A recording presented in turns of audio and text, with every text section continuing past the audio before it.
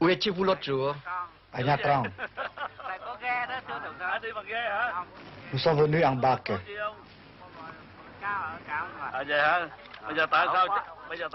Pourquoi êtes-vous venu jusqu'ici? Je viens ici exprès pour applaudir le président. Sa Huyn, petit port du centre Vietnam. Occupé par les communistes au moment du cessez-le-feu, le village a été libéré par les fusiliers marins après du dur combat. Quel pourcentage de dégâts? Dans les 70%. Il faudrait donner dans les 30 000 piastres par tête.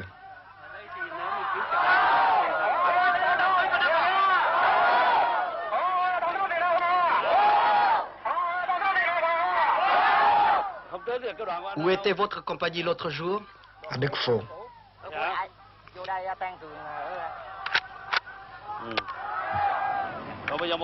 Quels sont les effectifs restants?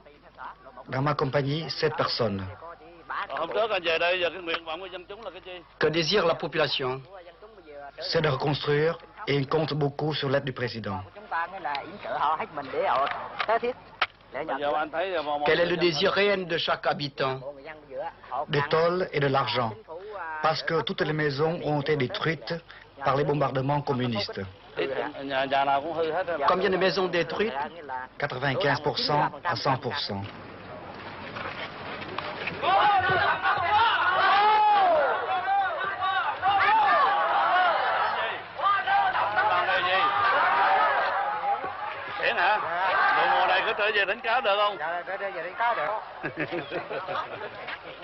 Il y a eu peu de victimes dans cette population de pêcheurs qui avait tout entière pris la mer et a attendu au large l'issue de la bataille.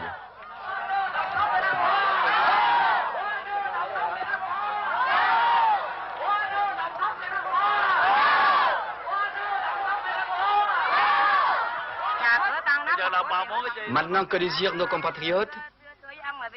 Nous demandons d'être habillés, nourris et que la situation redevienne ce qu'elle était auparavant. Pour commencer, je vous donne des tôles pour vos maisons et du riz pour vous nourrir. Il faut travailler avec acharnement et compter sur vous-même. Et je vous promets d'assurer votre sécurité.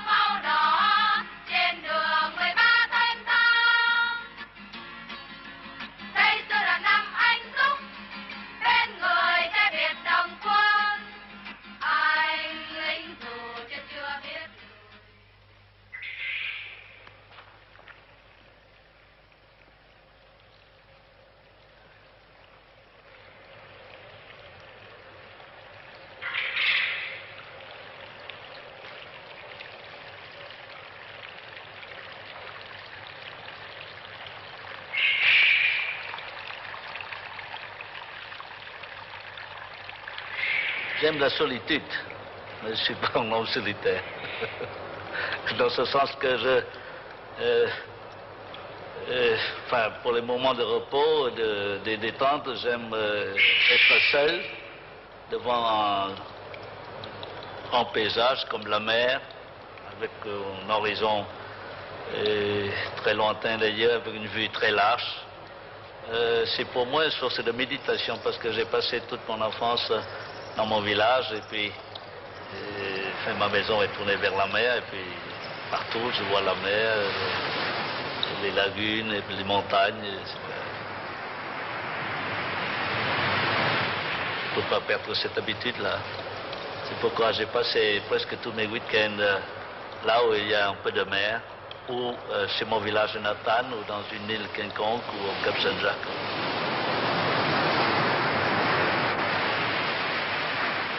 J'aime la mer avant tout.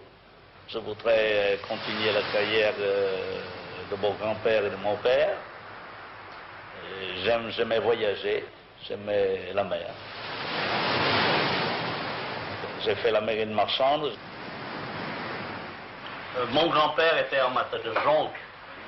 Alors il commandait des flottes de 10 jonques, de 12 jonques pour transporter du Nurmam de Phan jusqu'à Saigon et dans toutes les provinces du sud de Saigon.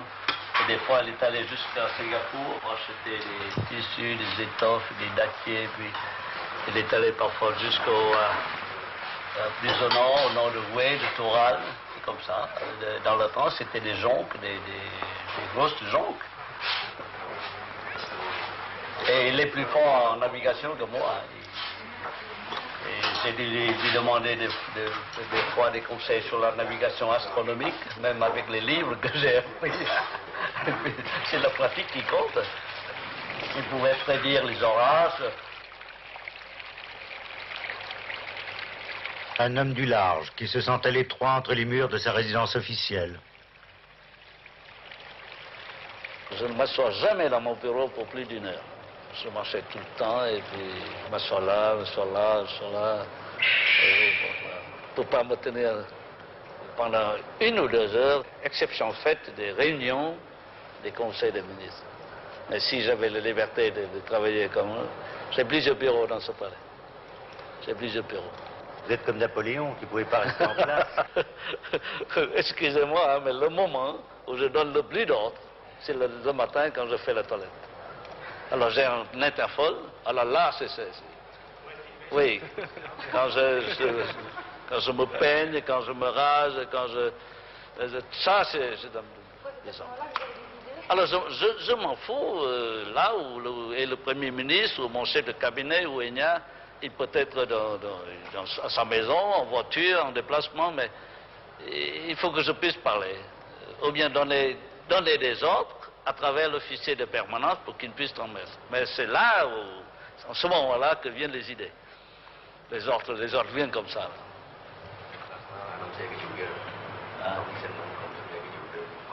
Levé très tôt, Thieu prend chaque fois qu'il le peut son petit déjeuner avec son épouse.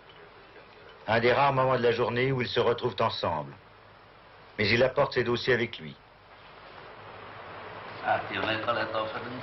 Il faut démentir les bruits qui courent et examiner de près cette affaire pour que nous ne soyons pas accusés par les Américains de ne pas libérer les prisonniers. De notre côté, nous avons libéré plus du quart de ce qui était prévu.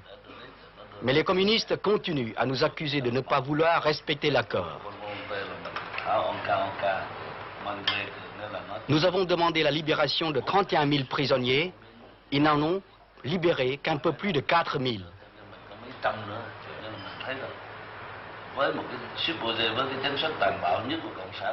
Les communistes sont des barbares. Ils ont même tué une partie des prisonniers militaires. Ils achèvent même leurs soldats blessés et même les prisonniers communistes blessés que nous avons libérés. J'ai mis beaucoup de temps pour lire les dossiers, pour écouter mes collaborateurs d'exposer le problème. Et quant à prendre une décision, j'ai pris une décision très vite, après avoir, je peux employer le mot, pigé. Et surtout, après une nuit de réflexion. Thì đã đến cái deuxième ca đó thì họ phải có thiện chí cho họ làm như thành ra mình refuté tất cả những cái áp tắc đó.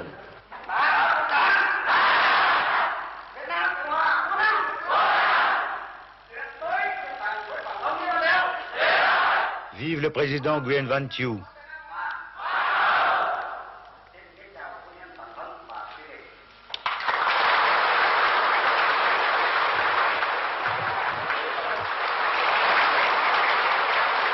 Madame Thieu visite les prisonniers militaires libérés par les communistes.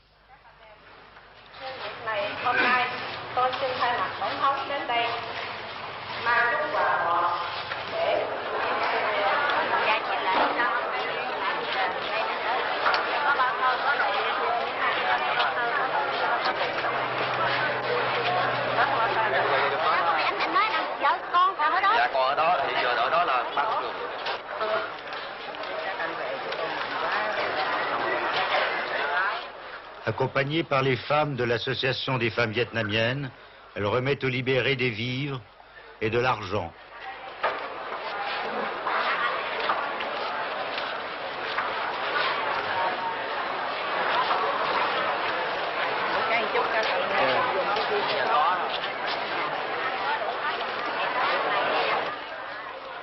et un message du président.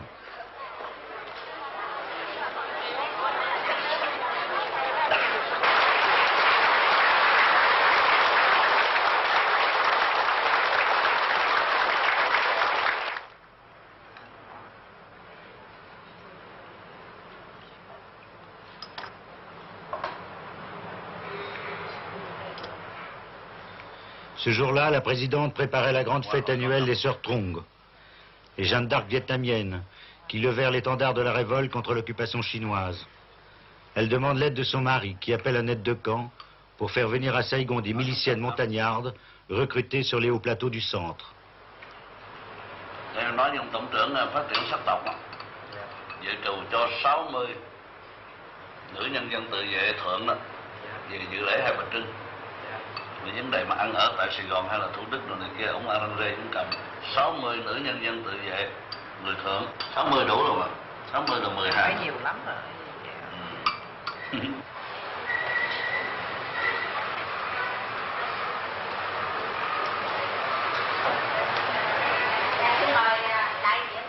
Madame Thieu préside l'association des femmes vietnamiennes.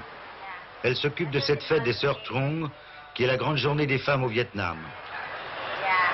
Kính thưa phu nhân tổng thống, kính thưa bà thủ tướng, kính thưa tất cả quý bà, quý chị.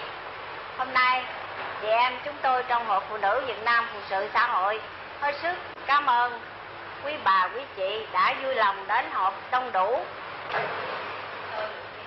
Un colonel précise l'ordre des cérémonies.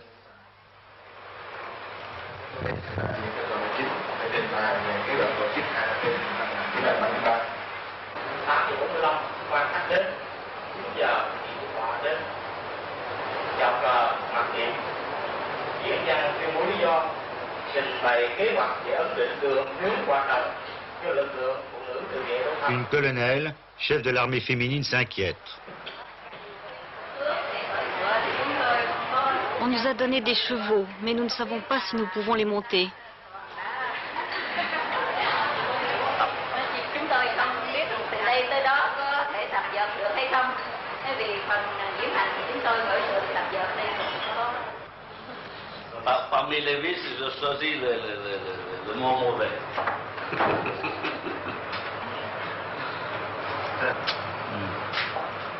Nous permettez-vous de nous entretenir avec la présidente?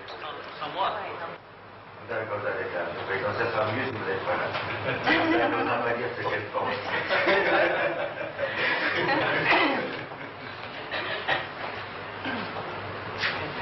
Il n'y a pas de secret entre, il n'y a pas de secret entre femme et mari, surtout entre ma femme et moi.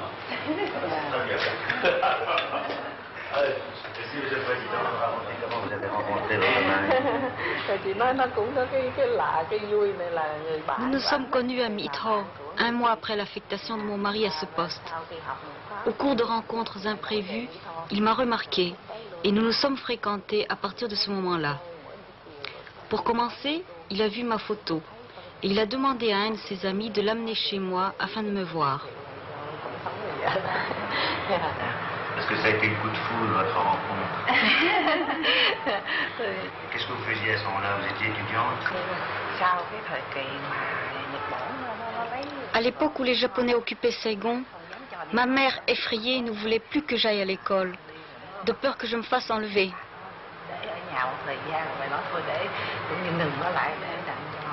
C'était un réflexe de vieille dame, mais il fallait que je poursuive jusqu'à la fin mes études secondaires.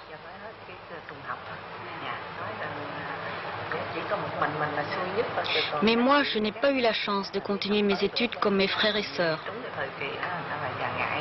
Qu'est-ce que vous vouliez faire quand vous étiez jeune fille? Est-ce que vous... Très traditionnaliste, ma mère voulait que j'apprenne à être une femme d'intérieur.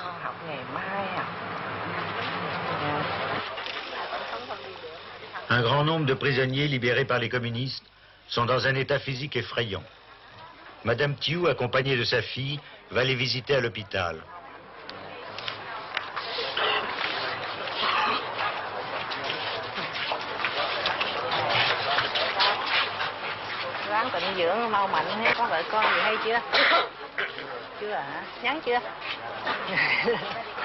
Ah, vous êtes célibataire?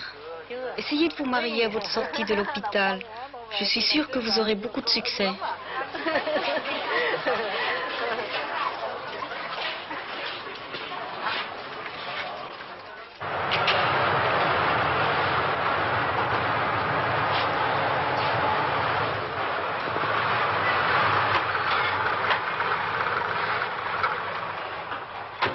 Au palais de Clap, le général Thiou préside un important conseil des ministres.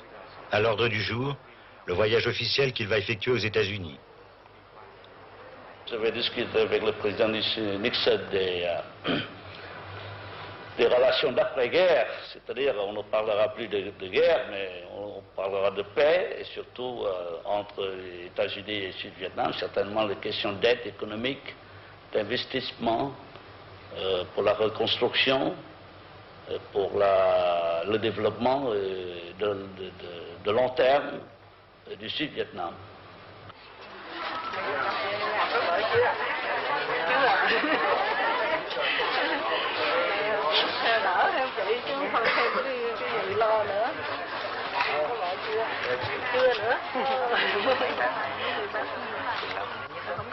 Avez-vous été bien soigné dans les camps de prisonniers?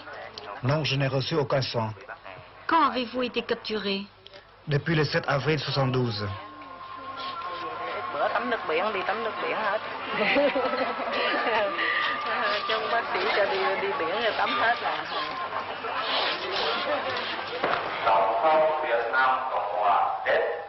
Une journée chargée. Tout de suite après le Conseil des ministres, Thiou préside un conseil réunissant tous les responsables civils et militaires de la pacification.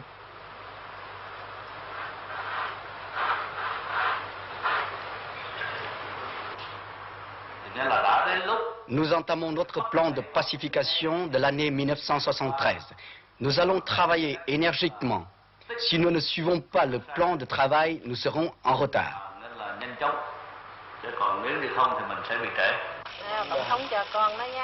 N'ayez pas peur. C'est un cadeau du président. D'où vient ce petit? Il a été capturé avec son père. Maintenant, vous allez l'envoyer chez les sœurs. Mettez votre fils chez les sœurs. Lorsque vous serez libéré, vous irez le chercher.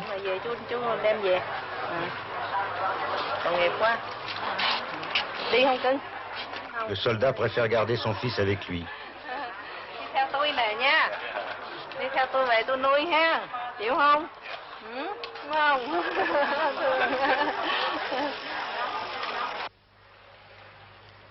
Le président aime à se retirer dans ce petit jardin pour étudier au calme les dossiers de l'État.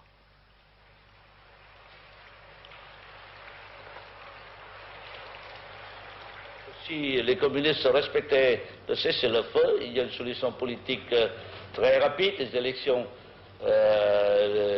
qui devraient dérouler le plus vite possible. Alors la réunification ne pourrait se faire que par un choix libre et démocratique. Alors on ne peut pas espérer avoir la liberté, la démocratie sous les communistes. Donc, personne ne peut prédire quand et comment les 20 millions d'habitants du Nord-Vietnam pourraient avoir une opportunité d'exprimer leur volonté librement et démocratiquement.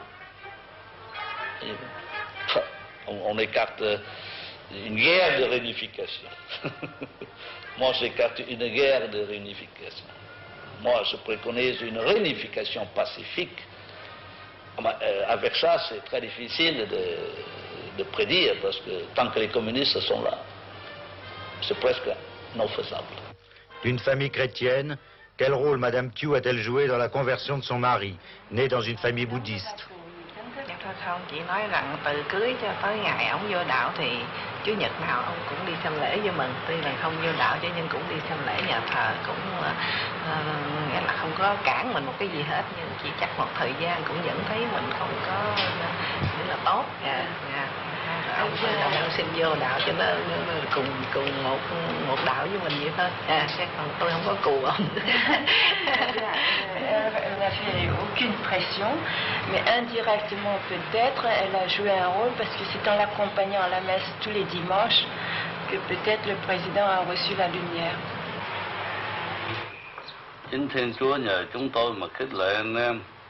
Nhân danh Đức Kitô, chúng tôi năn nỉ anh em hãy làm hòa cùng Thiên Chúa. Le président lit l'épître à la messe servie par l'aumônier du palais dans la petite chapelle privée installée à côté des appartements par son prédécesseur, Nodin Diem, catholique comme lui. Đó là lời Chúa. Lạy Chúa, nguyện thương tôi theo lòng nhân hậu Chúa, xóa tội tôi theo lượng cả đức từ bi, xin rửa tôi tuyệt gốc lỗi lầm và tẩy tôi sạch lâng tội ác. Lạy Chúa, nguyện tôi theo lòng nhân hậu Chúa.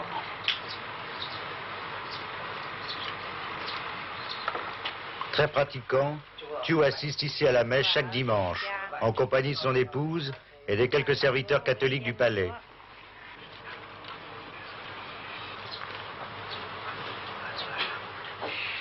Aujourd'hui, c'est l'office du mercredi des cendres.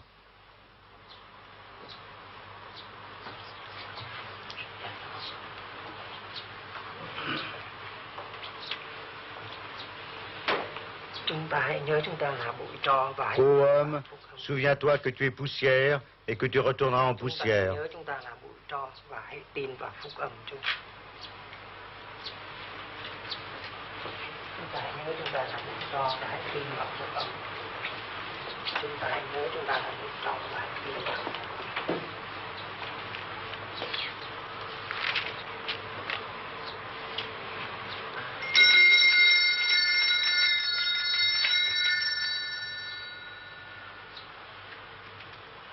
La cathédrale là-bas, la cathédrale a été complètement détruite. Il y a bien longtemps, quand les catholiques ont été persécutés par les rois Tuduc et de la cour d'Annam. On appelle ça l'avant. L'avant, c'est crier très haut, l'avant. Alors on appelle ça parce que tous les catholiques s'étaient réfugiés là, au milieu des bêtes féroces. La mère est apparue, la Sainte Mère est apparue pour consoler. On appelle la mère de l'avant. L'avant, c'est parce que les catholiques, les fidèles ont crié trop haut que ça vient jusqu'à Notre-Dame et puis il apparaît pour consoler. Moi-même, j'ai prié l'autre dame de l'avant pour me donner un garçon. Mais ça, c'est le jour de la reprise de Conakry. Oui, 2 jours après. C'est exactement le 19 septembre, ça doit terminer les 3 mois de contre-offensive pour reprendre Conakry. Le 20, j'étais venu là. Et j'étais allé à Conakry même, dans Conakry même, au milieu des détonations de l'artillerie ennemie. Et ce jour-là, vous aviez donné l'ordre à tout le Vietnam de pavoiser. Oui, de pavoiser, de célébrer les messes pour toutes les religions. Dans les pagodes, les églises. Dans les pagodes, les églises, les maisons communales, de toutes les religions, de toutes les croyances, sans distinction. Et vous avez assisté à la messe, là, ou bien non, je viens de m'agenouiller, oui. Tout ça. Alors maintenant, j'ai ramené ce bois-là, toute cette charpente pour faire ici, mais c'est pas encore fini. C'est pas encore fini. Vous allez reconstruire la cathédrale de Conakry? Je crois que oui. Ça, certainement, c'est pas le gouvernement, mais les catholiques.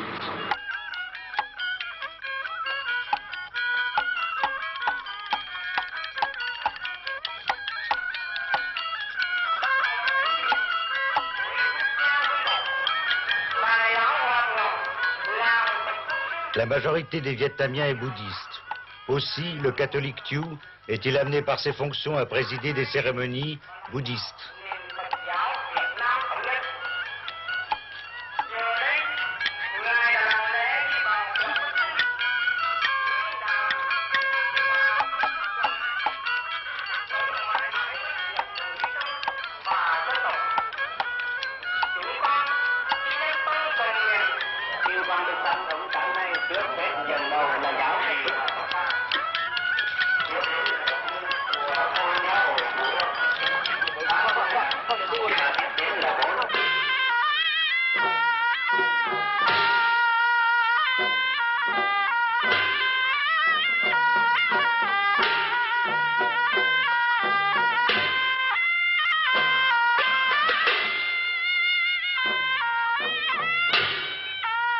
Signe que la paix est en marche, ou d'un retour à la tradition, pour la première fois depuis l'abdication de Bao Dai, il y a 28 ans, les musiciens ont revêtu les anciens costumes impériaux pour accompagner à huée les cendres de Tik Trikiet, vénérable de la pagode An Quan, un des plus grands bonzes du Vietnam.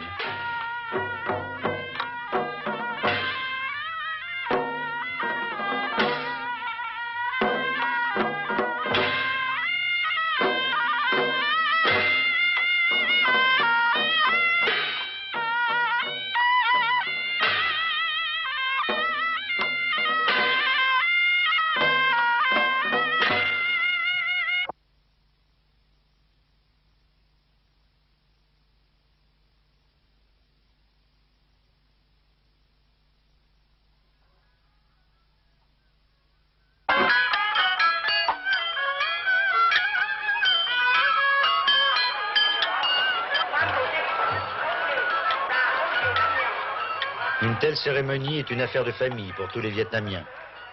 Le général Minh, celui qu'on appelle le Gros Minh, ancien chef du général Thieu, qui s'oppose aujourd'hui au président de la République, est venu rendre un dernier hommage au vénérable.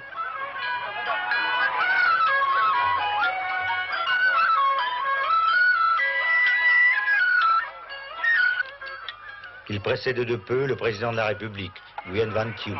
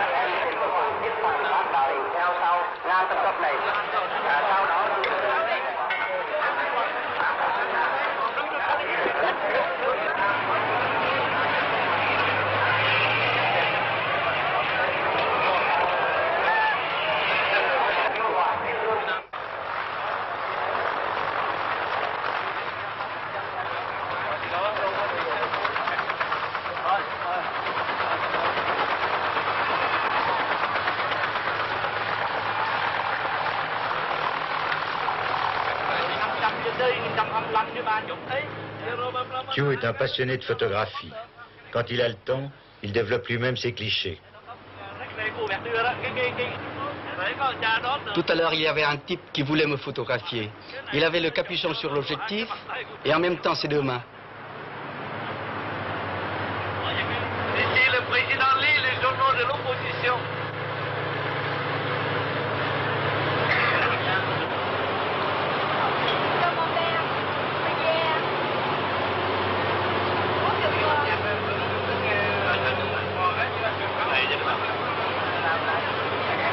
Quand j'étais en tournée, je parle avec les pêcheurs, avec les ménagères, les vieillards, les jeunes, les petits écoliers, les jeunes filles qui me saluent comme ça. Dès que les tontons est très beau, je m'arrête là. Les tontons est vieux aujourd'hui, je m'arrête. Et il y a plus de cheveux blancs cette année-ci que l'année dernière, je m'arrête pour leur parler. Ça, c'est formidable. Pour sa première visite officielle aux États-Unis, Thieu a fait acheter un Boeing par Air Vietnam. Écoutez, on va appeler l'avion présidentiel Peaceful Cooperation. Coopération et pas collaboration.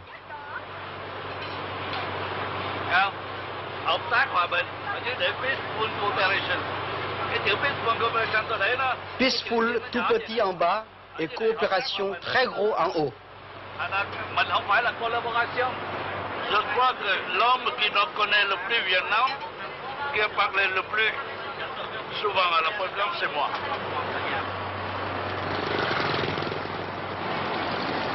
Je n'aime pas le palais. Même dans le palais, je bouge tout le temps. Ce palais a été construit par son prédécesseur, Ngo Dinh Diem, sur les plans d'un architecte vietnamien Grand Prix de Rome. Thieu s'en échappe chaque fois qu'il le peut, empruntant un des 3 hélicoptères qui stationnent en permanence sur la pelouse. Homme du grand air, il aime se rendre sur le terrain, constater par lui-même comment se passent les choses.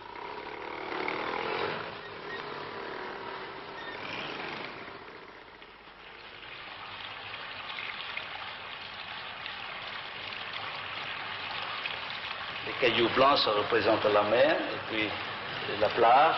Alors ça, en caractère chinois, c'est Tom. Tom, c'est le cœur. C'est le cœur. Alors comme le palais a la forme de ce caractère chinois, il veut compléter là, sa fidélité. Dans les maisons vietnamiennes, là où il est possible de le faire, certainement, surtout dans les générations de mon père et de nos grands-pères, il y a toujours un petit jardin. Ce petit jardin, c'est le centre de la vie quotidienne pour Thiou et sa famille. Ses appartements sont disposés tout autour. Un bureau très propre aujourd'hui.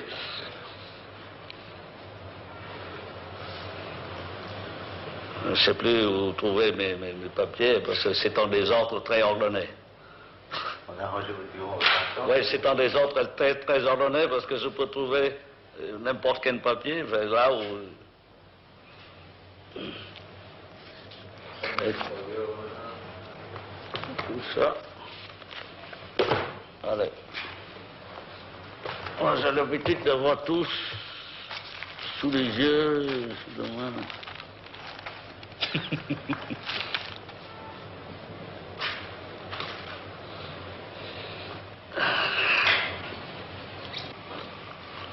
Moi, j'étais né à Fondran, qui était en Annam.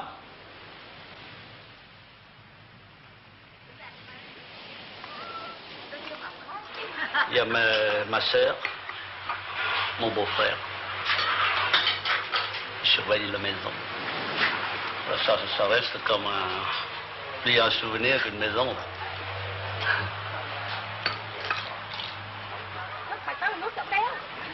Et je fais le marché, je faisais le marché dans ces villages, 2 fois par jour pour ma soeur. Voyez-vous, et puis comme ça, là. Hein.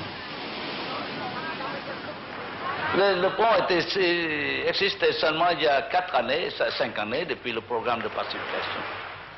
C'est pourquoi on appelait le pont de M. Thiou. Mais d'ici, de cette montagne, j'ai surveillé les batailles navales entre Américains et Japonais dans la mer qui est à peu près 5-6 km plus loin. Et mon village a été bombardé le premier par l'aviation américaine en 1945. Parce que c'est tout près de Cameroun. Alors, la chasse japonaise et la chasse américaine engageaient une bataille dans le ciel, et puis quand ils veulent de charger les bombes, ils font ici. En 1945, tout le monde était dans la jeunesse. Dans la jeunesse sous le Bera Bao Dai, et après sous les Viet Cong, les Viet Minh. Enfin, je peux dire que l'empereur Bao Dai, il a laissé passer l'occasion. Si vraiment il était un empereur qui voulait lutter pour l'indépendance du pays, et il n'aurait jamais permis aux Viet Cong à ce moment de prendre le pouvoir. Moi, je me rappelle bien quand il prenait le pouvoir à Phan où j'étais un des leaders du mouvement de jeunesse, ils avaient seulement des fusils. Nous en avons une 50aine, mais parce qu'il manquait de leadership. Alors, l'empereur Bao Dai peut-être a été trompé, disant je voudrais être un citoyen d'un pays indépendant qu'être un empereur d'un État colonisé. C'est trop beau comme déclaration, mais c'est pas pratique au point de vue politique.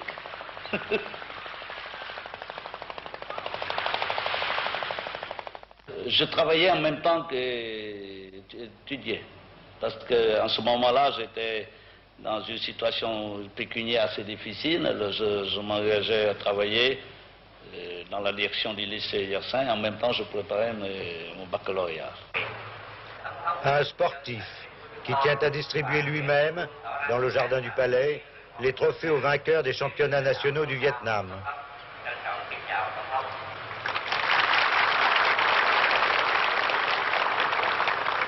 Lễ trao giải thưởng cho 5 lực sĩ trúng giải hạng nhất của 5 bộ môn sau đây: Thủ quân đội túc cầu vô địch vận động hội quốc gia kỳ 6 ông Huỳnh Văn Chiến, Hội Hải quân. Thủ quân đội bóng chuyền vô địch vận động hội quốc gia kỳ 6. C'est encore la marine qui gagne. Comment on fait le bras de fer? Comme ça ou comme ça?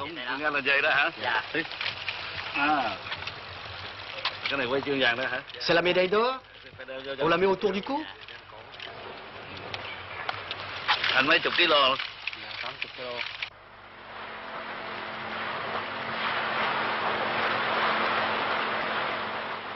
Et sa vraie passion, c'est la pêche. Il y a 1 an qu'il n'avait pu prendre la mer, depuis l'offensive communiste de mars 72.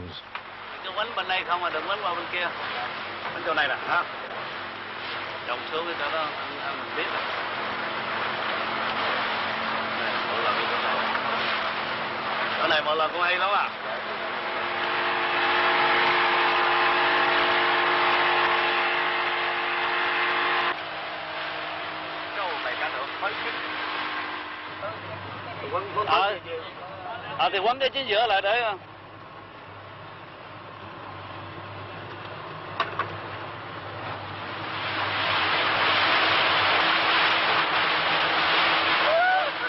đầu qua bên đây mà nó có hung nặng cũng tấn á.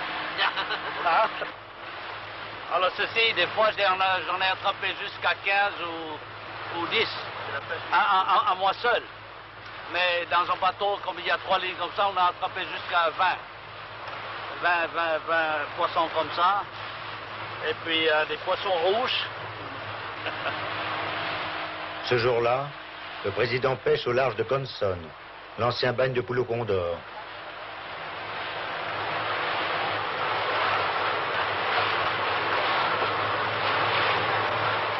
Như vậy là mình về Hòn Tre đây.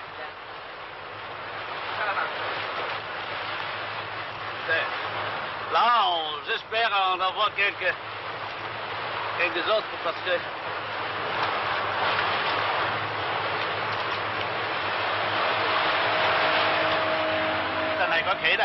sur cette montagne, il y a des singes et des gros lézards. Il y a aussi des pigeons énormes, des chauves-souris et des roussettes. Les Chinois en sont très friands.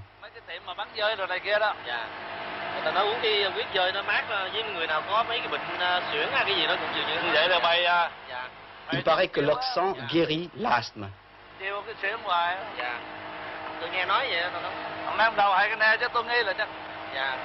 La chair de tortue de mer, c'est délicieux. Hein? Vin blanc ou bien on fait ça à la vietnamienne, si on peut faire ça avec au vin blanc à la française. Ở đây dọc theo này mấy cái plage rồi. Quand j'étais à l'âge de 7 ou 8 ans, vous voyez, j'ai vu une fois de mes propres yeux une scène de sortie des pêcheurs de ces poissons près de mon village. Alors ils partaient de très bonne heure le matin, vers 3-4 heures du matin, avec des torches. Et puis ils entonnaient le chant de pêcheurs. C'est formidable. Ça me rappelle dans mon souvenir pour moi. Vous ne vous rappelez pas les paroles? Non. Il y a trop longtemps. J'aime bien les chansons. Qu'est-ce qui vous a amené à vous engager dans l'armée? C'est la situation au Sud-Vietnam. J'étais dans la première promotion des officiers de l'armée nationale vietnamienne. Nous étions 13. Nous étions des sous-lieutenants élèves, c'est-à-dire la 3e année de Saint-Cyr. Oh, j'avais des très bons amis. Il y a toute une promotion qui venait ici se battre. C'est la promotion Général Frère qui venait ici se battre. Alors, j'ai des amis très intimes, des très bons amis de promotion qui ont été tués au Vietnam. Un de mes meilleurs amis qui a été tué 7 jours après son arrivée au Vietnam dans le Nord. On m'a dit que la dernière bataille à laquelle vous aviez participé avec l'armée française, c'était l'opération Atlante. Atlante. Oui. Pas avec les Français, pas avec l'armée française, parce que ça, c'est la première fois que l'armée vietnamienne a été donnée un secteur et j'étais assigné à Binh Dinh pour commander 10 bataillons pour débarquer. Mais comme il n'y a pas 10 bataillons au moment voulu, alors je dois débarquer à Som Cao, beaucoup plus au sud, et puis remonter jusqu'à Binh Dinh. Mais tous nous étions des Vietnamiens dans cette opération, soutenus par la logistique française, et commandés par les Vietnamiens. C'était la première fois qu'il y avait un secteur confié complètement aux Vietnamiens? Non, j'étais au secteur de Hưng Yên au Nord-Vietnam, au sud de Hanoï. Ça, c'est le premier secteur vietnamisé. Alors, c'est le morceau le plus dur qui a été passé à nous par la zone sud. Enfin, je travaillais avec les gens en Cugny. Alors, j'ai plusieurs fois respecté, et puis même j'envoyais un rapport de tonnerre au général Cugny, il était venu. Qui a rédigé ces rapports? Alors, il y a le commandant, un commandant français qui est chef d'état-major, un colonel vietnamien qui était commandant du secteur, moi j'étais lieutenant, chef du 3e bureau. J'ai rédigé le rapport. Et il signe comme ça. Après avoir lu, il signe. Le commandant même, Jean Cugny, dit que c'est formidable ce rapport. Il ne pensait pas que c'est le commandant français qui avait osé écrire ce rapport. Quel est celui qui a rédigé ce rapport? Je dis que mon général, c'est moi. Je dis que pourquoi? Mais je dis que je dois dire la vérité. Alors, Jean Heng, qui est mon chef d'état-major, il a été signalé par Jean Cugny. Jean Heng était venu, dit que, viens ici. C'est bon, c'est bien, comme officier, mais tu n'as pas encore le droit de faire ça. Tu feras ça quand tu seras général, mais pas maintenant.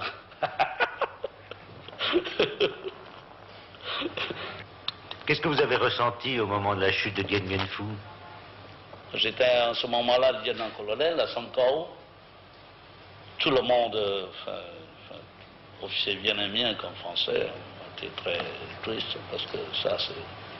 Mais moi je vous dis franchement, s'il n'y avait pas la politique en France, si on n'est pas battu en politique, on ne sait pas même à Paris, la chute de Dien Bien Phu avec la perte de 15 000 hommes, ça ne justifie pas la perte d'une guerre.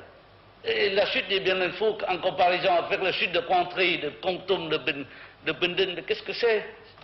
Et 15 000 hommes par rapport à 180 000 Français, c'est même pas un dixième de l'armée, plus 120 000 Vietnamiens. On peut toujours continuer la guerre si on en avait les moyens. C'est juste qu'on a dit qu'on a perdu la guerre à Paris, mais pas en Indochine. Dien Bien Phu, mais si on croit qu'on ne même pas pouvoir retrouver sur la carte, c'est un nom tout à fait inconnu.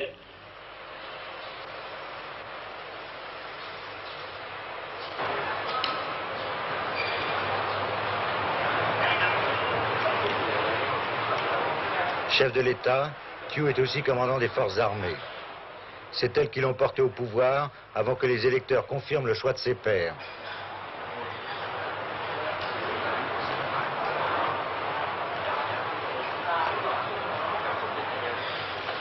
Au Conseil des généraux, réunis au palais, Thieu déclare: la paix ne doit pas nous endormir.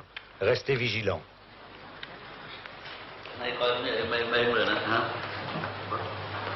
Tôi thấy có bộ thời bình, có bộ mãi trong thời chiến, mấy không muốn giặc mà có bộ khỏe, biết rất rối.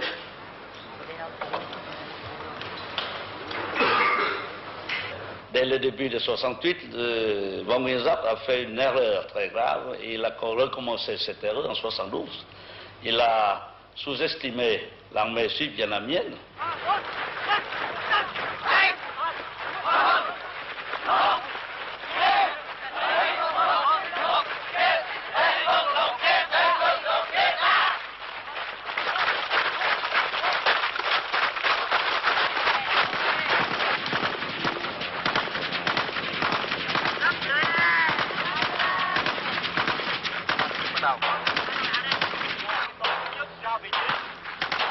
Il a sous-estimé aussi l'armée américaine et il croyait que tout devrait se passer au Vietnam en 67-68 comme c'était passé au Vietnam en 53 ou en 54. Or, tout était différent. L'armée française, en ce moment-là, n'était pas aussi puissante que l'armée américaine et bien dotée au point de vue matériel que l'armée américaine dans cette guerre. De plus, l'armée vietnamienne est considérée comme si elle n'existait pas. Il y a quelques bataillons, régiments séparés sous le commandement vietnamien ou sous le commandement français. Il n'y avait presque pas de gouvernement. Les leaders de Hanoï n'ont pas bien compris tout ça. C'est pourquoi ils ont commis des erreurs très graves au point de vue politique, psychologique comme militaire.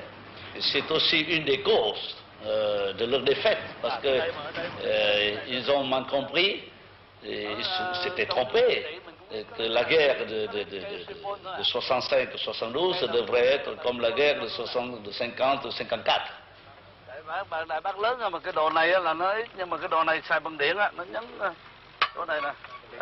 Thiou examine les armes prises à Sawin. C'est la première fois que ces canons anti-aériens, très modernes, tombent aux mains des soldats gouvernementaux.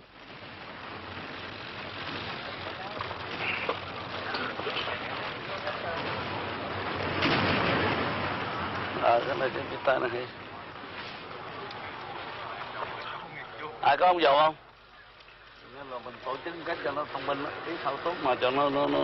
Không thấy cái cờ xí mình xin mấy cái chốt trên tàu. À, tốt ở trên kia rồi hả? Tốt ở trên đó mà cũng có.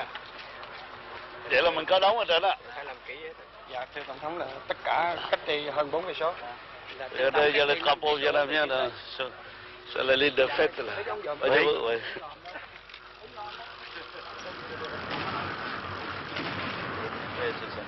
Ah bah, sinon, ils auraient tenté également le... C'est un très bon butin d'ailleurs, c'est très intéressant. Ils avaient complètement occupé le village. Ah oui, ça c'est même toute la région, dans un rayon de 10-20 km. Et comment est-ce que vous avez fait vous avez débarqué des troupes ici ou bien débarqué par la route, par la montagne. Et par la mer. Par la mer, oui.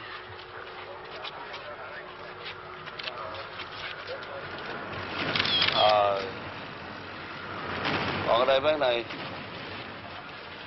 cái này để Vân Quân hả? Tại nó dòm xuống tôi rồi kia, cho nên nó còn ngắn. Dạ, thế đây địa phương quân ạ, tiểu đoàn 118.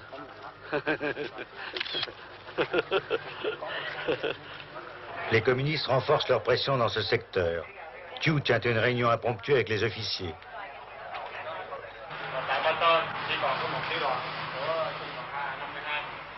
Le colonel explique qu'il reste un bataillon du régiment 52 dans le secteur.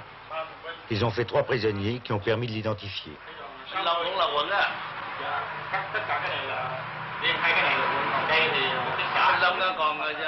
Le président s'inquiète des populations. Elles regagnent les villages, lui dit-on. Les Abanteux, elles ont été attaquées. Dân Ba Tơ thì một mớ vừa ra ngoài tỉnh Đông Tống và một mớ về Gia Vực. Gia Vực. Von Wienzap, il pensait qu'il pourrait continuer à faire le Napoléon de 72, comme il était le Napoléon vietnamien de 53-54. Ở đây bao nhiêu cảnh sát à? Cả quận này bao nhiêu?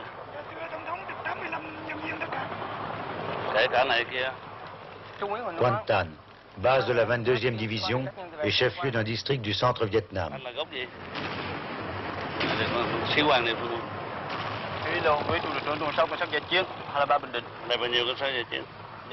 20 ans de carrière militaire ont appris à Thiou que rien ne valait l'étude personnelle du terrain et le contact direct. Ở đây mấy đoàn?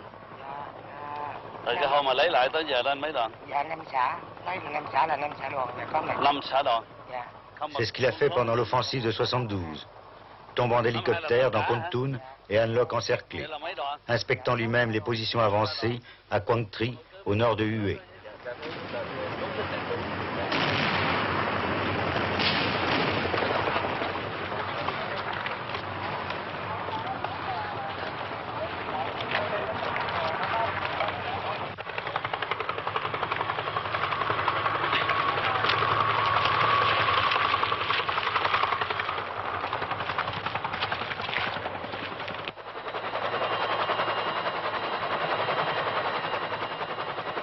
Alors j'ai dit ça à quelques Américains qui me demandaient ça. Et qu'on s'attendait à ce que vous pouvez terminer cette guerre dans 3 mois avec votre massive aviation.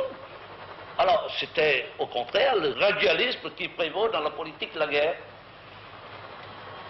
Alors, on ne peut pas faire une guerre avec gradualisme. La population au Nord-Vietnam s'attendait à ce qu'on libérait le Nord-Vietnam dès le premier bombardement américain en 1966. Alors, ils étaient découragés.